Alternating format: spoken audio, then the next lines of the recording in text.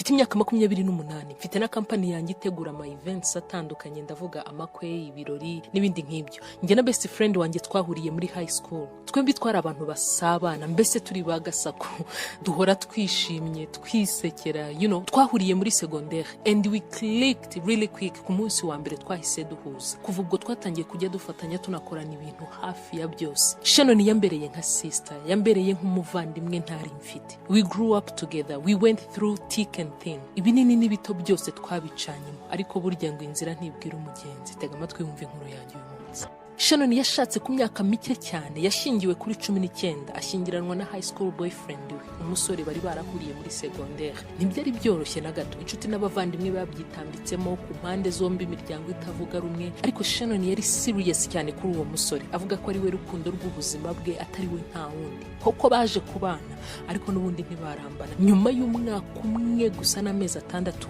baradivorcinze, baratandukanye. The guy was so heartbroken and miserable for months. Of course, nkundu wari we wese nawe byaramugoye kubasha kumva no kurenga icyo kintu, ariko nari muri hafi every step of the way. Twabinyuranye. Ku myaka 23, Shannon yarongeye ari yimariye n'umusore witwa Mark. Ku munsi w'ubukwe bwa Shannon niho nanjye nahuriye n'umugabo wanjye Rolf. Umugabo wanjye yari inshuti ya Mark, umugabo wa Shannon n'umugabo we mushya. Hagati yabo ibintu byari bimeze neza, ubwo ari nako nanjye na Rolf turimo turushaho kugenda tumenyana. Nyuma gato twatangiye gukundana, byari byiza. Uko turi bane twakundaga guhura tugasangira, tukajyana muri vacances. Yari imiryango ibiri yishimye. Rolf asked me to marry him.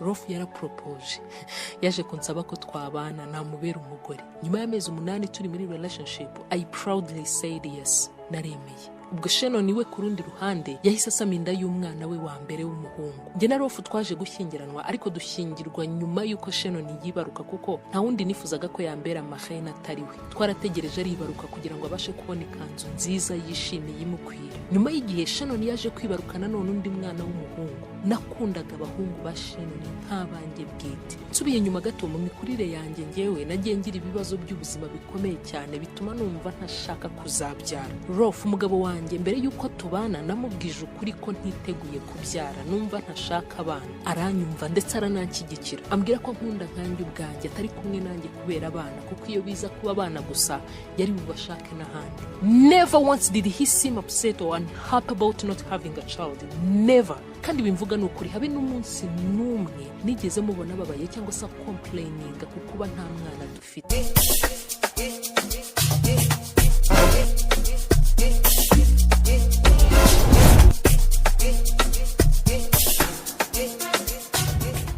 Nago muri cya kirose tuzaburiye dushugira ngo reka. Mafidi. Mafidi. Mercy upon us. Yanarenze mani. Sigazo chapras. Inagariko kazi kanje. Urabizi inagariko kazi kanje. Uje kwisuka kuko iyi telefone warutwaye. Subizi kuri mfite yanjye. Ntago mukira gutyo. Iyi telefone rureba gutya. Ifite systeme ya flash snap. Uri kumva? Umva ku buryo ushobora kubona ikimenyine gutya kigutunguye. Nk'ubu ngubu wowe ushobora gusimbuka ngahita nkufotora kandi uhagaze. Uciye mu wirukanka ngahita nkufata ugahita uhagarara mu kirere. Ni kwikora. Gute se? Gute? Yenda ari nkwereke.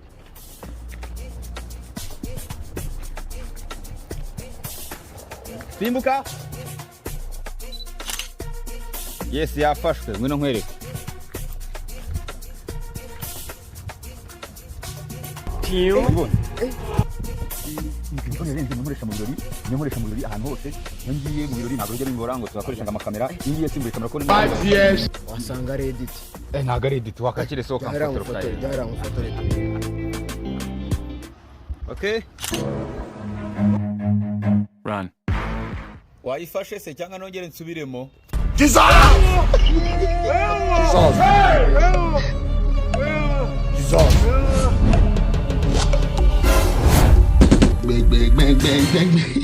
cyane ko nawe yari afite relationship nziza hagati ye n'abana ba Shannon, nawe yabakundaga cyane nkabi. Aba bana ba Shannon bazibaga icyuho mu buzima bwacu cyo kuba tudafite abana. Nyuma y'imyaka mike ibintu bimeze neza, nakiriye phone call ya Shannon arimo arira cyane, avugira kuri telefone.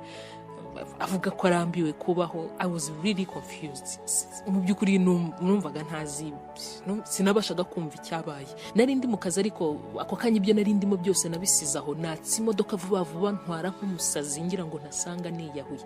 Nagiye kumureba iwe mu rugo, mageze nasanze aryamye hasi, amarira y'umukara ari gushoka ku matama ye, ngira ngo hari ni makeup yari yisize, ibyombo muri sink mu gikoni byuzuye bituma ubuzizi. Mubajije ikiri kumuriza, aho kumbwira ahubwo arushaho kurira. Hashize akanya asa nk'utangiye gutuza, abanyeretse pregnancy stick yari afite mu ntoki yerekana ko ari positive, koko atwite. Ariko sinasobanukirwa kuko numvaga kuba twite y'umwana we wa gatatu atari ikintu cyo gutuma umutwe yumva arambiwe kubaho nk'uko yari abimbwiye kuri telefone. Naramuhobereye ndamubwira nti congratulations darling, this is a very good news, I hope ko ari agakobwa. None se kuki uri kurira kandi yari inkuru nziza? Shannon ati Derek left me, umugabo wanjye yansize my friend.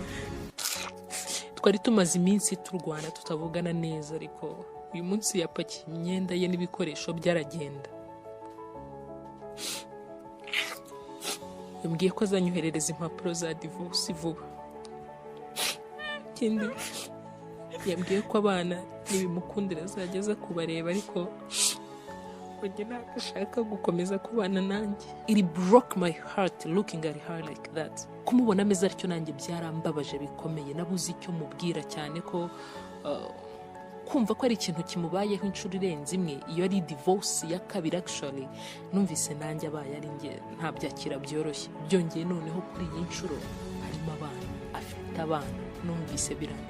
Nafashe umwanzuro wo kuba ndetse akaziho iminsi mike nkaba muri hafi. Ntiyari ameze neza na gato kandi aratwite. Byongeye kandi hari abana bato b'abahungu nabo bakeneye attention. Nabonye bidakwiriye ko namusiga wenyine ameze atyo, narahagumye. Rolf umugabo wanjye we yari afite inama y'akazi muri Chicago, inama yagombaga kumara icyumweru cyose. So narabimubwiye ambwira ko nta kibazo kuba ndi kumwe na Shannon muri icyo cyumweru nawe atari mu rugo. It worked, byarakunze. Nabajije Shannon impamvu Derek yahita afata umwanzuro wihuse gutyo wo gusenya, kuko numvaga ntabyumva. Have known Shannon for half of my life. Njye na Shannon twari tumaze imyaka myinshi cyane tuziranye, kandi we na Derek nabonaga bishimye rwose. Shannon ati nyine nguko nabikubwiye, hashize iminsi dufitanye ibibazo. Ari nsigaye mbona atakinyishimiye na gato, twari dusigaye tutakinarara mu cyumba kimwe. Uko ari kubimbwira niko numva uburakari burimo bubira muri njyewe. How dare he treat her so poorly and not even tell her why? Derek numvise ari umugabo uri wicked, guta umugabo ashobora guta umugore gutyo gusa atanamubwiye impamvu. Impapuro za divorce zije, nahamagaye Rolf umugabo wanjye musaba ko yaganiriza inshuti ye Derek.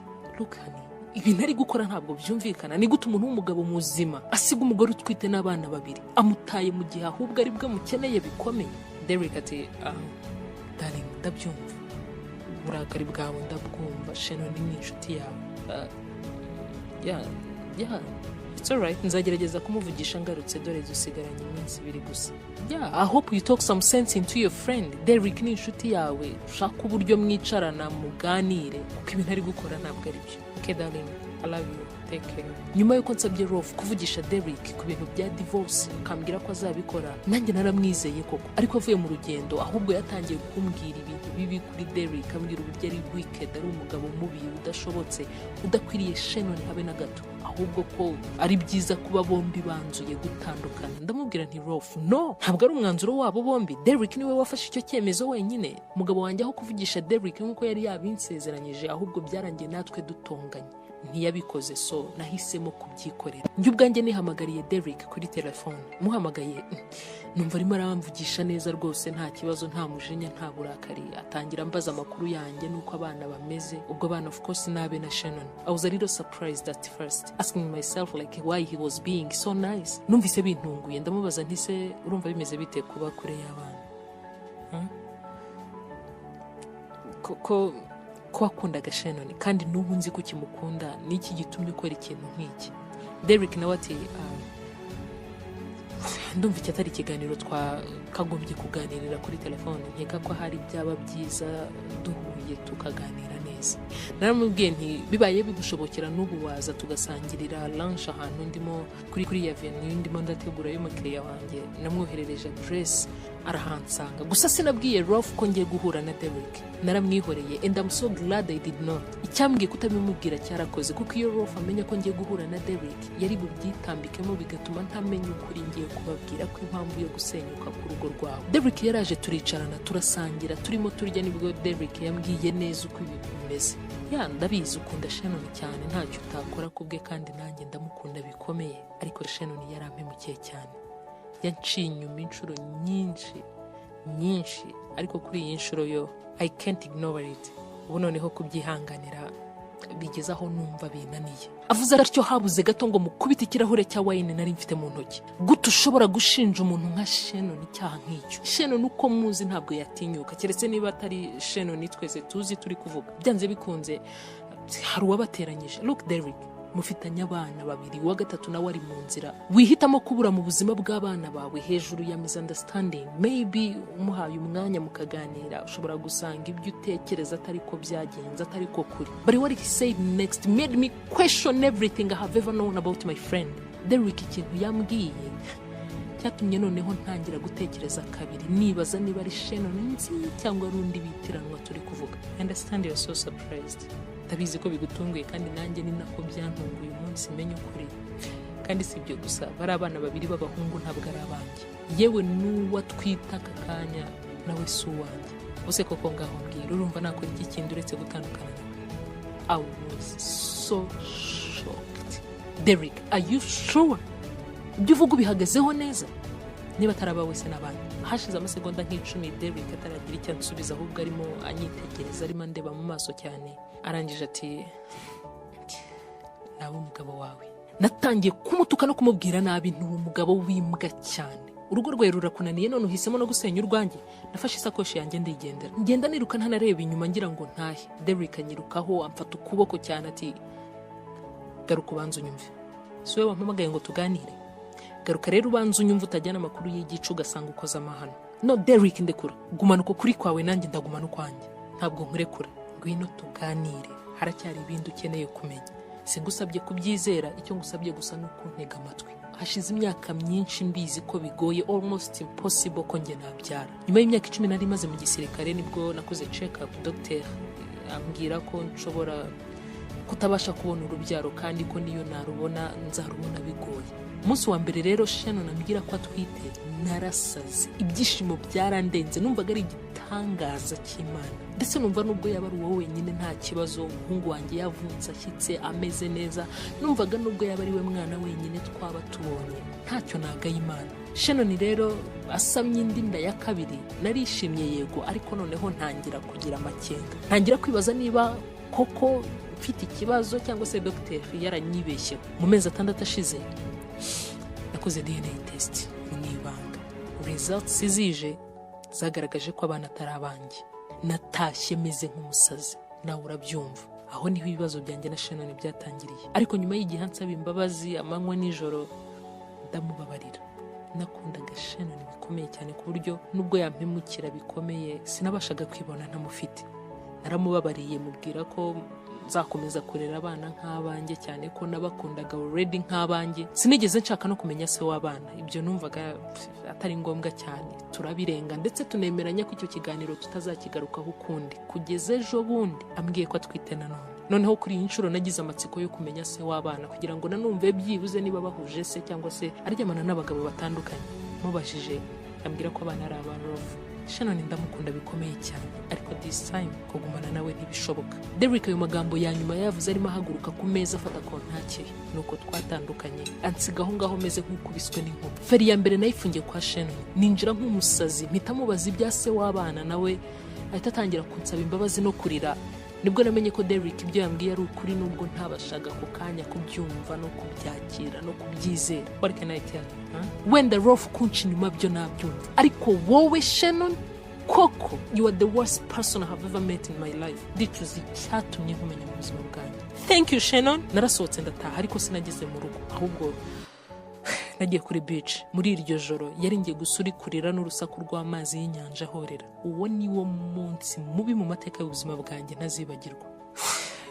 nyuma y'amasaha ntibuka umubare namaze nicaye aho ngaho narashyize ndataha mfata ibintu bya Rolf n'umujinya mwinshi jugunya hanze ibindi ndabishwanyaguza cyane ko iyo nzu yari y'ababyeyi banjye bampaye nk'impano ku munsi w'ubukwe bwacu so yari ikiri mu mazina yabo ntacyo Rolf yagombaga kumbaza sinashakaga kongera guhura nawe ukundi umuhemu mubi nk'uwo sinifuzaga ko hari ahandi twahurira mu buzima kuri telefone naramwandikiye ndamubwira nti impapuro za divorce uzabona nzikoherereje hashize imyaka 2 already ariko agahinda karacyari fresh muri njye nkaho ari bwo bikebe Rolf yakomeje kugeza ku kazi kundeba inshuro nyinshi zitandukanye yagerageza kunsaba imbabazi ariko amaze kubona ko bidashoboka impapuro za divorce yarashyize arazisinya nawe kuva ubwo sinongeye kuvugana na Shannon ukundi ntitwongeye no guhura bisa nkaho hari yari yarimutse yagiye mu wundi mujyi cyangwa se yaravuye mu gihugu ariko nyuma y'imyaka 2 tutavugana tutabonana Shannon arampamagara mu masegonda make ya mbere sinashakaga kumwitaba but my curiosity got the best of me and I picked up amatsiko y'icyo nshakiraga yandushije imbaraga ndamwitaba Shannon yari mu yindi city koko nkuko nabikekaga yagiye kwivuza cancer y'ibihaha cancer ye yari igeze kuri stage ya 2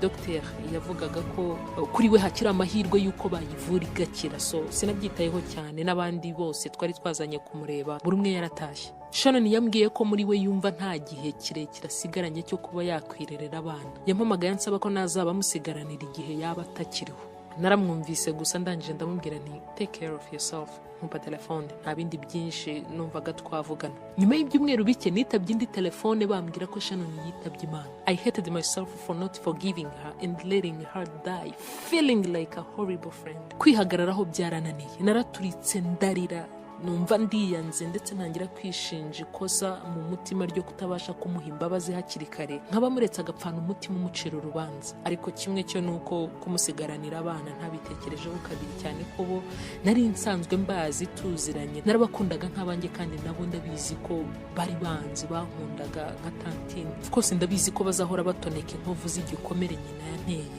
ariko sinaba mubi bigezaho cyane ko nari mbizi ko Rolf adashobora kubitaho neza nkuko Shannon abaye akiriho yari kubikora inama y'umunsi ese koko ndi umugome kuba ntarabashije kumubabarira hakiri kare atarapfa sometimes forgiveness is instant but sometimes it takes a time to listen rimwe na rimwe hari imbabazi utanga byoroshye ariko sometimes hari n'izifata igihe kuba utinze kubabarira uwo muntu ntibiguhindura ndabizi ko bigoye kubabarira umuntu bitewe n'ubunini bw'igikomere yaguteye ariko ku isi nta ntwari irusha imbaraga imbabazi